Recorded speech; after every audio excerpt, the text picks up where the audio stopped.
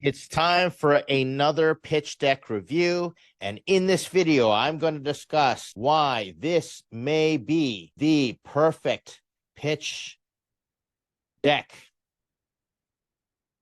Just might be the perfect pitch deck. And stick through this video and I'll explain the reason I think it is. Before I continue, big shout out to the gang at Apricity Robotics that let us use their pitch deck for this example, and my colleague Will Schroeder at startups.com, who sent it to me and said, hey, let's make some great content. Just riding on his coattails. He is our pitch deck doctor. I'm just emphasizing and highlighting the work that Will does with our startup founders over at startups.com. With that being said, my name is Ed Kang. I am a 7-time funded founder with 2 exits. I'm also the lead advisor and the director of founder groups at startups.com. I'm also a general partner for multiple accelerator funds. Just means I've made a bunch of mistakes, and I'm here using this YouTube channel to help everybody else out, especially if you are an early stage, you're a new founder. Continue check it out and leave a like, comment, subscribe, all that social media stuff. No matter where you're watching this, it really helps me out. Appreciate the feedback as always. So let's just jump right in and let's take a look at the reason this may be the perfect pitch deck. All right, problem statement. So every great startup deck starts right off with problem statement because investors want to know if the problem is even in the ballpark and do they resonate with the problem. That is one of the most important things. But I really love right away, and this is just nitpicky, I love the logo, by the way, but I really love this. I love the fact that they just put problem really tiny up in the top. A lot of times people highlight, or founders highlight and make the problem, they go problem, and they make it super big. That is not what you want to be doing. All right. So let's get rid of this here. In the 6.2 billion ultrasound market, prolonged delays in exams, particularly echocardiograms, are fueled by a sonographer shortage, extending hospital stays and putting patient lives at risk. All right. Here's what I really like about this. So first of all, you've got 6.2 billion. We're talking about the size of the market. That's what investors want to see. And then we're talking about the problem, particularly echocardiograms. And here is the problem. And here's the severity or the consequences of the problem, putting patients' lives at risk. And we highlight 27,000 additional sonographers are needed, right? And 3 months is the wait time. So this whole problem statement right there, bang, lands you in that zone where you understand, or the investor understands, wait a second, this is a problem. Now, what I like about this is I am not in the territory of sonograms, right? Or echocardiograms, or this I'm not in medical technology whatsoever. I just don't have that background. But this problem slide presents it to me in a way I understand and creates a novel problem. What I mean is I'm saying, I didn't know this. I didn't know that there's such a shortage, right? This is how big it is. So it's a $6.2 billion industry and patients' lives are at risk. And then now we got more details. There's nothing wrong. I know a lot of people will say you want to make sure that you only have one problem statement. I like to put 3 bullet points under this. This one's got 2. I don't mind this, just to expand. But the headline is the main problem statement. So then what you do is you make sure the headline really lands. Stick the headline, and then those bullet points can follow up. So it's kind of like, really just starting off strong and then reinforcing it 1, 2, 3, right? So that is something that you can do. I don't mind it. A lot of people say, one big headline for the problem statement is going to be important. But you see how this problem statement breaks down. Now, the solution statement, Apricity alleviates the sonographer shortage by combining AI robotics with remote sonographer supervision to ensure timely, accessible diagnostic imaging. Now, let me go back to the problem statement. You notice it says sonographer shortage, putting patients' life at risk. Solution statement pretty much provides a solution and then reverse engineers the problem statement. You basically say exactly what the problem statement was, but in opposite, in that you're solving it. That's a great solution statement because it flows. And how many startup decks do I see where it's like you say one problem and then the solution is like this massive solution that solves all these other things, and it's so generic, like we're changing the way that echocardiograms are done for the future of the med tech industry. Well, that doesn't tell me you've solved the problem. So what happens is you want to explain in your solution slide, you want to very clearly explain problem solution fit. In other words, the problem is clear and your solution fits the problem. Hey, that's novel. That's the reason they call it problem solution fit. So if you look, solution is AI robotics. So we're solving the problem using AI robotics and remote sonographer supervision, right? That's it, to ensure timely, accessible diagnostic imaging. Okay. The only thing that I would say is adding saving lives or helping people, prevent deaths before that, type thing. But that's such a nitpicky thing. It would actually make this a lot longer than maybe it needs to be.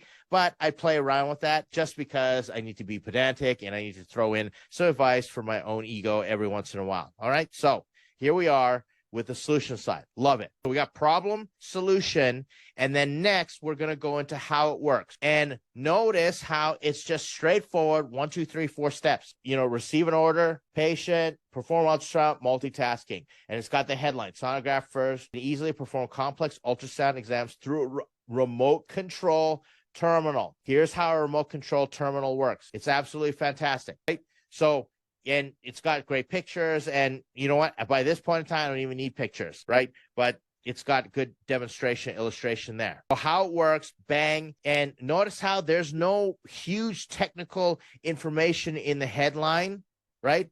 Like, if I'm going to be a little nitpicky, if I really want to be nitpicky, I could eliminate this right there. It just leaves a lot to read. In fact, I didn't even read that. I understood it reading just these main steps. Notice how it's not like, oh, an AI algorithm does this and blah, blah, blah, and there's a database and it's decentralized. And, we don't go into all that technical detail. You don't need to in these main points right up here, right? All you need to explain is how it works. Just be very clear. So we got problem solution, how it works, looking really good so far. Robotics will provide access between the limited number of sonographers and waiting patients. So now we're getting into just a little bit of secret sauce or competitive differentiation in how it works. So notice, and this is a very powerful technique that you may want to use in your pitch decks. It's the before and after, or this is how it's normally done, but with our solution, the world has completely changed. Without Apricity Robotics, and then with Apricity Robotics,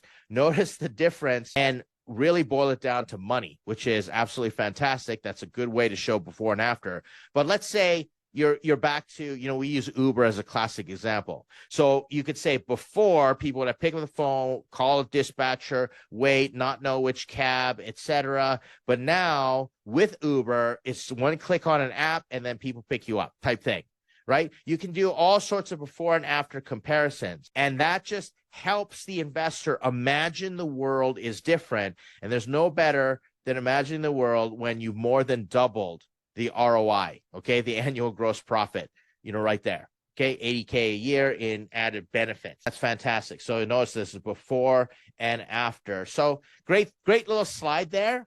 Now, you don't necessarily need this slide, but it's great to expand because it hammers the point home, especially for, like I said, investors who may not be familiar with the space. Let's move along.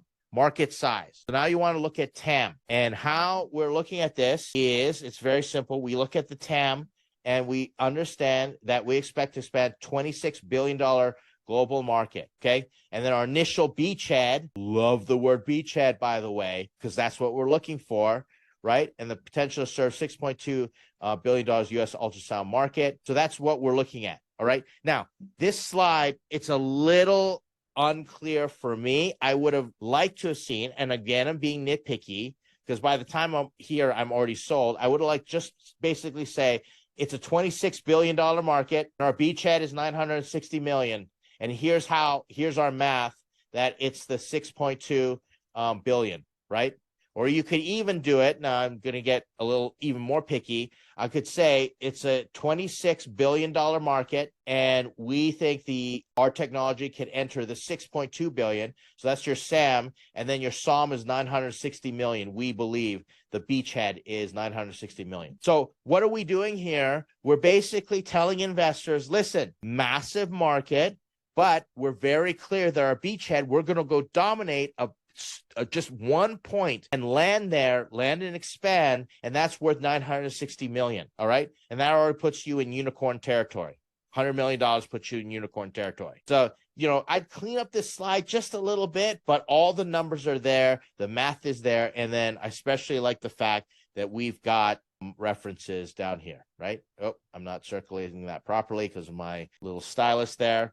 But check out the references down there just so that, you're keeping it honest and you're letting investors know how you came to these conclusions. All right. So problem, solution, how it works, and then your TAM, your market. All right. So now you want to go into, okay, what is the current state? What is the current state? Especially with technology you want to explain. So this headline, we have prototype 5 engaged health systems and over 130 interviews conducted with stakeholders. So now we're getting into some traction, right? Product, customer growth, etc. Appercity is one of only 12 robotics companies in the world with a current NSF Phase 1 award. Okay, I like that. That's more traction. I'm being nitpicky, but, really didn't need this, right? In fact, engaged health systems, like you could have a list of those 5 engaged health systems. Again, now let me back up here for a second and explain. What I'm doing here is I'm giving feedback for a screener deck, right?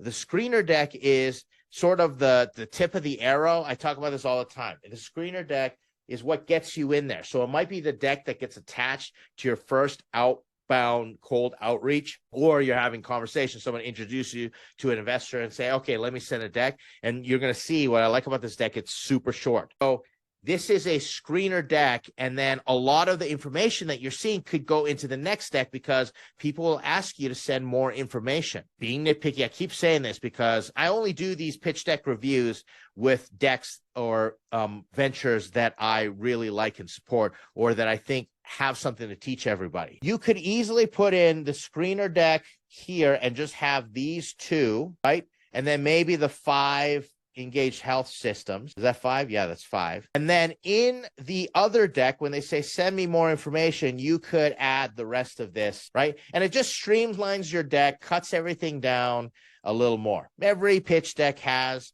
something that you can improve. And quite frankly, you're not going to know how to improve it. Like once you get it up to this point, you're not going to know how to improve it until you get feedback and show it to people. Let's move on. So we got traction, we got competition. Okay. Grid format in terms of competition. I really like this. Instead of just the check marks, I like the fact that, we explain type thing. So when you're doing competition, you can either do a quadrant model, okay, which makes sense, or you can do this, I call the features matrix, right? Now, let me just make a comment here because I just want to rant for just a bit. There's a lot of people with different opinions on whether or not you should use a quadrant model or you want to be using the features and benefits matrix in comparison. Do whatever works best for you, all right? I've had people come and tell me, all right, no, put your competitors in a quadrant model when I've used the features and benefits matrix. Sometimes I even do both, just to clearly illustrate, because I think it's important, because I'm the one that has to pitch and I'm the one that has to talk to it, right? So it needs to work for you. Use what's available, the tools that are available, but stay within the best practices. Sometimes I'll even just put 3 bullet points right there because those are the talking points. Stay within convention because you don't know, weird investors out, show them something totally new and novel that they have to basically work through and try to understand. If you make them spend too much of their brain power and energy trying to understand your deck, well, then you've lost them. Use regular convention, but use what you think you're most comfortable with and have the best chance of communicating what the investor needs to hear to de-risk your investment and give you a shot. All right, so moving along here, we got next slide is regulatory pathway. This is important because of the technical nature, right? So we're explaining, how it works right there, and that just appends to the technical traction so far in the previous deck. That's how this works. Oops. So we went to competition, and then we're regulatory pathway. And I really like this team slide. Okay. I love this team slide. I've never seen it done before like this. So what we have is we have a Venn diagram of medical devices, AI, robotics, and business. And they basically put like the CEOs right in the middle here, and they put it in these spots. I really like that. It shows that there's a well-rounded team, and I'm just gonna credit where credit is due.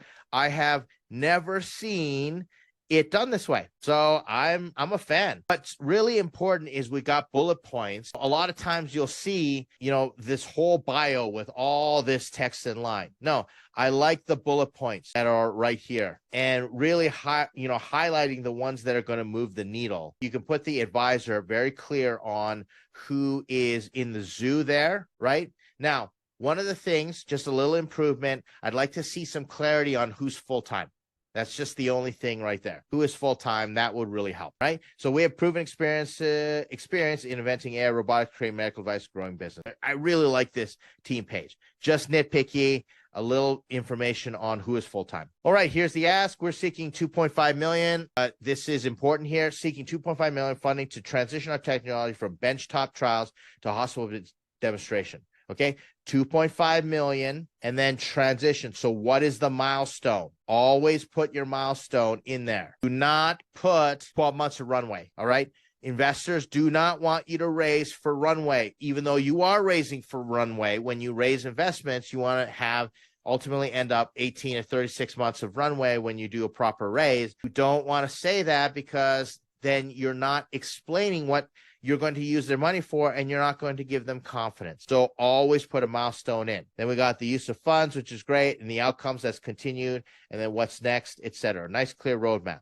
Okay, we're applying for, okay, this is great too. Like you can put in sub notes or additional information on previous rounds and what else you are doing, because that helps. What else are you doing to put money in there, or what else have you accomplished to get money into the bank, which gives other investors confidence? Investors in startups hate to be first. They hate to be last even more, right? So they don't want to be first, but they definitely don't want to be last. So don't make that mistake and put in like rookie maneuvers that make investors think, okay, wait a second, you're a rookie and my money's just going to helping you figure things out. The more detail that you have, now make it concise, the better this is going to be, right? So here's the revenue generation. Okay, in a screener deck, not that important. Not that important because I already know that you're going to be making money. Maybe you could simplify this down like in 2024, all this stuff. Not as important. This would probably go into the follow-up deck after they looked at your screener deck and they say, send me some more information. So financials,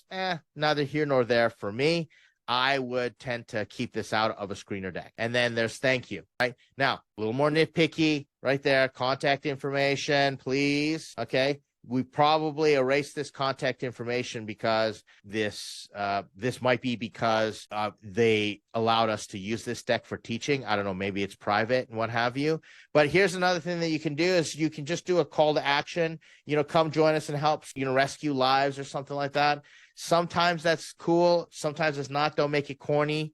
All right. Cheesy stuff doesn't work. And that's what I just want to point out here. If you notice going through this whole deck, okay, the only marketing slogan that is in this is here in the headline, amplifying human impact in healthcare. And that's going to be my final little tiny critique. What I would do is I would just put a simple statement what the company does. So remote sonograms, et cetera, to improve or, meet the demand type thing, right? Remote sonogram using AI robotics, maybe something like that. So this is the only marketing fluff. But if you look through the rest of this deck, there's no marketing fluff anywhere else. It doesn't say, we are, ravaging the planet and putting people at risk because of, right?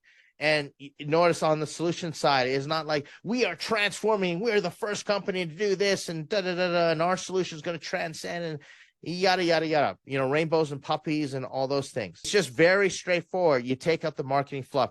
And I would say that probably is, to me, the strongest part of this pitch deck. What resonates with me the most is the fact that they've taken something like AI robotics and echocardiograms and sonogram individuals, professionals, and they've simplified it down so that anybody can understand, and they've shown the opportunity, and they've provided lots of different pieces of information to make me believe that this team has what it takes, especially because they're concise in their communication. So there you have it. Is it the perfect pitch deck? No, nothing is ever the perfect pitch deck. I think I would be disingenuous and lack total integrity if I gave any pitch deck a 10 out of 10, but it's subjective. It's subjective. What works for me and what I prefer to put in my pitch decks and what works for other founders may not be the same. I go back to the advice. It has to work for you and you have to have confidence in it, but it must also demonstrate empathy for the investor. So what may work for you is going to be most important compared to other founders, but compared to investors, you need to give investors what they need to see. And guess what? If you just have problem, solution, subtraction, and the team and how big it is, all the other stuff, they will come ask you. If that's super clear and they know you're it and they understand the problem solution and they're excited about it, they're going to ask you other questions such as how does your technology work, et cetera. So you don't have to bog your deck down. Just focus on the appetizer or the trailer for the movie and then get them into the movie theater. Is really comes down, or get them to order the 7-course meal by giving them a great appetizer, make them hungry for the rest. Screener deck, the real short one, mine are just maximum 10 slides, 11 slides with contact or cover, is sort of the ad for the ad. Because remember, you're pitching. So I want to give them the ad so that they sign up, so they let me pitch them and give them the real ad, the ad for the ad, that then they get in and say, okay, I want to invest, is really what comes down. Hope this was helpful. I think it was. Great example. Once again, thanks to Apricity, thanks to Will, our pitch deck doctor, for making this possible. Continue to check out these videos. Check us out at Stardust.com. We always have funding courses, classes, workshops, community groups, etc. It's a great time. We want to help you out. Like I said, hope it was helpful. And thanks for watching. I'll see you in the next video.